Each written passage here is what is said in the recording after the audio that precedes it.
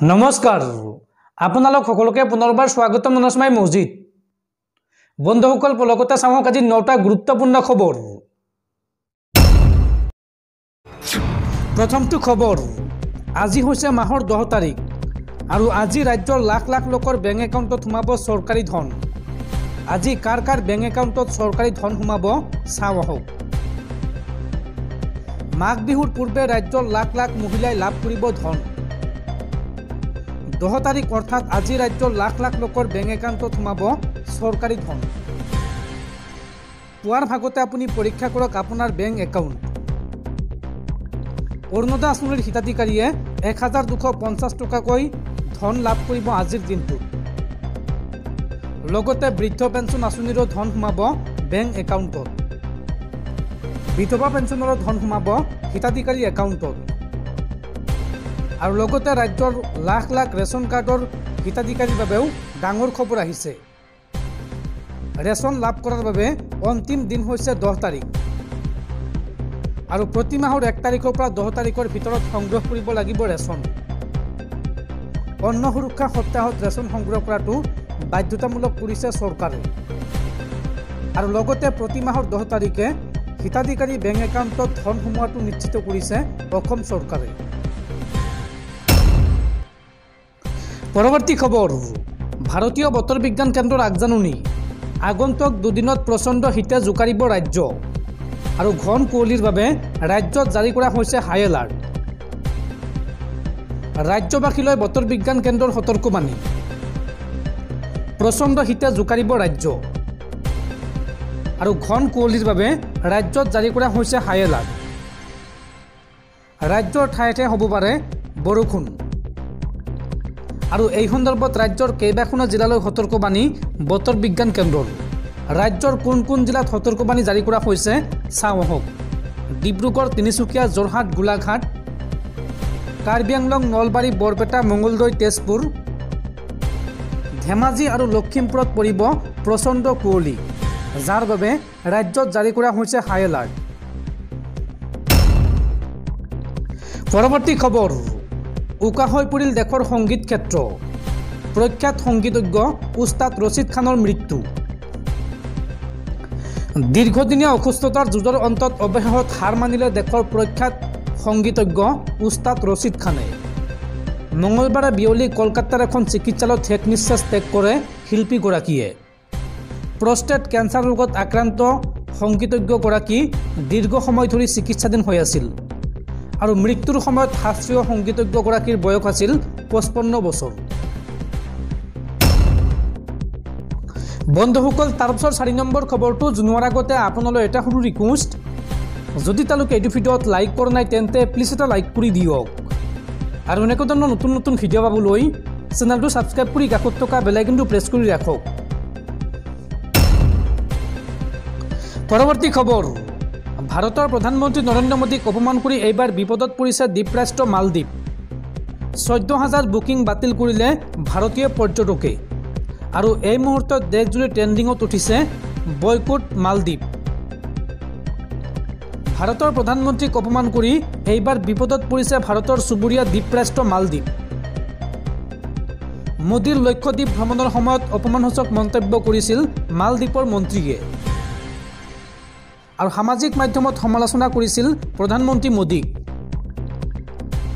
মালদ্বীপৰ অৰ্থনীতিত ব্যাপক খহনি আৰম্ভ হৈছে প্ৰধানমন্ত্ৰী মোদীক সমালোচনাৰ পিছতেই ভাৰতৰ বহু ট্ৰেভেল এজেন্সিয়ে বাতিল কৰিছে মালদ্বীপ ভ্ৰমণৰ বুকিং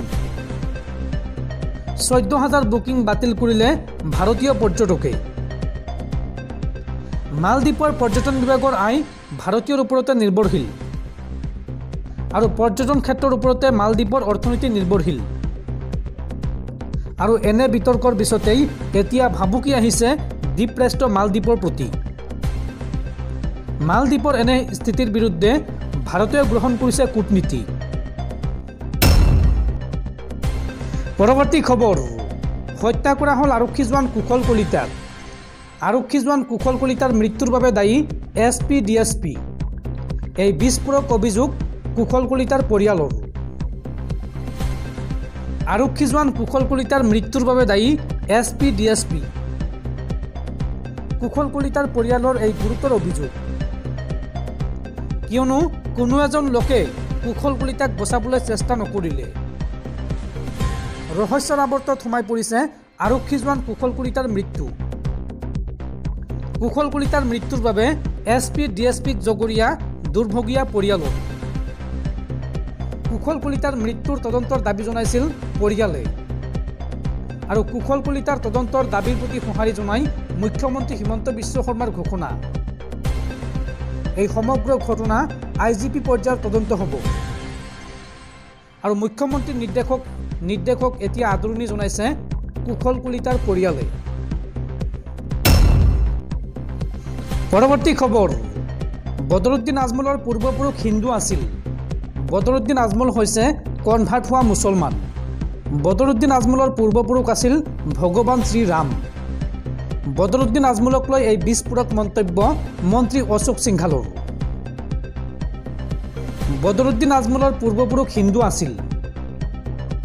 বদৰুদ্দিন আজমলৰ পূৰ্বপুৰুষ ভগৱান শ্ৰীৰাম। এইসকল কনভাৰ্ট হোৱা মুছলমান, আৰবৰ পৰা অহা মুছলমান নহয়। ইয়াতে থকা হিন্দু কনভাৰ্ট হৈ বদৰুদ্দিন আজমল হ'ল। প্ৰভু ৰামক তেওঁ বিৰোধিতা কৰিব নালাগে। পুনৰ হিন্দুলৈ ঘূৰি আহিলে আঁকোৱালি ল'ব আজমলক। বজালীত এই বিস্ফোৰক মন্তব্য মন্ত্ৰী অশোক সিংঘালৰ। পৰৱৰ্তী খবৰ, ভাৰতত উপস্থিত UAEৰ ৰাষ্ট্ৰপতি মহম্মদ বিন জায়েদ আল নাহায়ান। প্ৰধানমন্ত্ৰী মোদীৰ সৈতে ৰোড শ্ব'ত অংশ ল'ব ৰাষ্ট্ৰপতিগৰাকীয়ে আৰু ভাৰতত বৃহৎ পৰিমাণৰ বিনিয়োগ কৰিব UAE। ভাৰতত উপস্থিত UAEৰ ৰাষ্ট্ৰপতি প্ৰধানমন্ত্ৰী নৰেন্দ্ৰ মোদীয়ে আদৰণি জনালে ৰাষ্ট্ৰপতিগৰাকীক। মহম্মদ বিন জায়েদ আল নাহায়ানক উষ্ম আদৰণি প্ৰধানমন্ত্ৰী মোদীৰ। ভাইব্ৰেণ্ট গুজৰাট গ্ল'বেল ছামিটত অংশ ল'ব UAEৰ ৰাষ্ট্ৰপতিজনে আৰু লগতে ৰোড শ্ব'ত অংশগ্ৰহণ কৰিব নৰেন্দ্ৰ মোদী আৰু UAEৰ ৰাষ্ট্ৰপতিগৰাকীয়ে আৰু ভাৰতত বৃহৎ পৰিমাণৰ বিনিয়োগ কৰিব UAE। পৰৱৰ্তী খবৰ, অসম এৰিলে আৰু এজন IAS বিষয়াই। চেণ্ট্ৰেল ডিপুটেশ্যনলৈ মুখ্যমন্ত্ৰী প্ৰধান সচিব সমীৰ কুমাৰ সিনহা। প্ৰতিৰক্ষা বিভাগৰ অতিৰিক্ত সচিবৰ দায়িত্ব সমীৰ কুমাৰ সিনহালৈ আৰু অতি শীঘ্ৰে সিনহাই প্ৰতিৰক্ষা বিভাগৰ যুটীয়া সচিবৰ দায়িত্বভাৰ গ্ৰহণ কৰিব। পৰৱৰ্তী খবৰ, 22 জানুৱাৰীত সকলো শিক্ষানুষ্ঠান বন্ধ ঘোষণা। ৰাম মন্দিৰৰ প্ৰাণ প্ৰতিষ্ঠাৰ বাবে উত্তৰ প্ৰদেশৰ যোগী চৰকাৰৰ এই বৃহৎ সিদ্ধান্ত।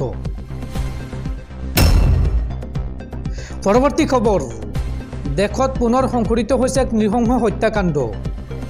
এইবাৰ মাতৃয়ে হত্যা কৰিলে নিজৰ 4 বছৰীয়া সন্তানক।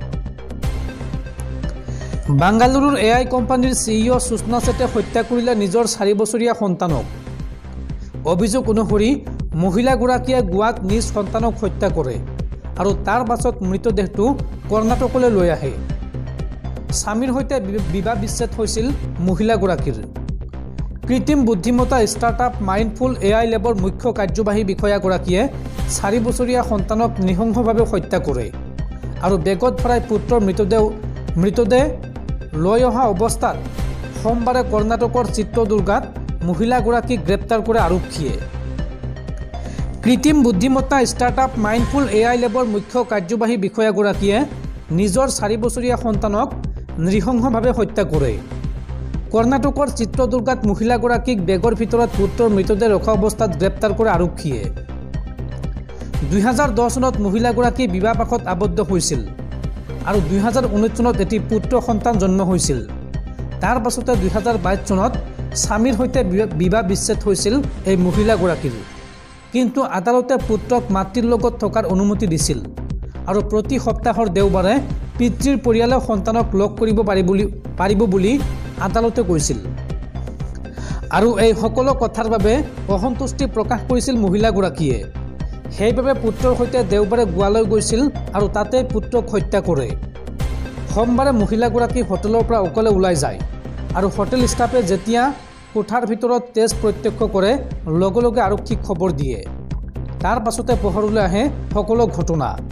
বৰ্তমান ঘটনা সন্দৰ্ভত তদন্ত অব্যাহত ৰাখিছে আৰক্ষীয়ে আৰু আৰক্ষীৰ তদন্তৰ পাছতহে পোহৰলৈ আহিব এই হত্যাকাণ্ডৰ প্ৰকৃত কাৰণ। পৰৱৰ্তী খবৰ, প্ৰধানমন্ত্ৰী মোদীৰ শাসনকালত বিপদত পৰিছে এজনৰ পাছত আন এজন বিৰোধী নেতা আৰু এইবাৰ ইডিৰ অভিযোগনামাত বিহাৰৰ প্ৰাক্তন মুখ্যমন্ত্ৰী ৰাবৰি দেৱী আৰু কন্যা মিছা ভাৰতীৰ নাম। ভূমিৰ বিনিময়ত ৰেলৱেৰ চাকৰি সম্বন্ধীয় ধন সৰবৰাহৰ গোচৰত অভিযোগনামাত মাতৃকন্যাৰ নাম উল্লেখ কৰা হৈছে বা মাতৃকন্যাৰ নাম উঠিছে। পৰৱৰ্তী খবৰ, বঙাইগাঁও জিলাৰ বিদ্যালয় পৰিদৰ্শক জ্যোৎস্নাৰাণী বৰ্মনক তাৎক্ষণিকভাৱে নিলম্বন। কৰ্তব্যত গাফিলতি আৰু কৰ্তৃপক্ষৰ অনুমতি অবিহনে বহিৰ্ৰাজ্যলৈ যোৱাৰ বাবে এই সিদ্ধান্ত বিদ্যালয় শিক্ষা বিভাগ অসমৰ। এই সন্দৰ্ভত শিক্ষা বিভাগৰ সচিবে জাৰি কৰিছে বিশেষ নিৰ্দেশনা।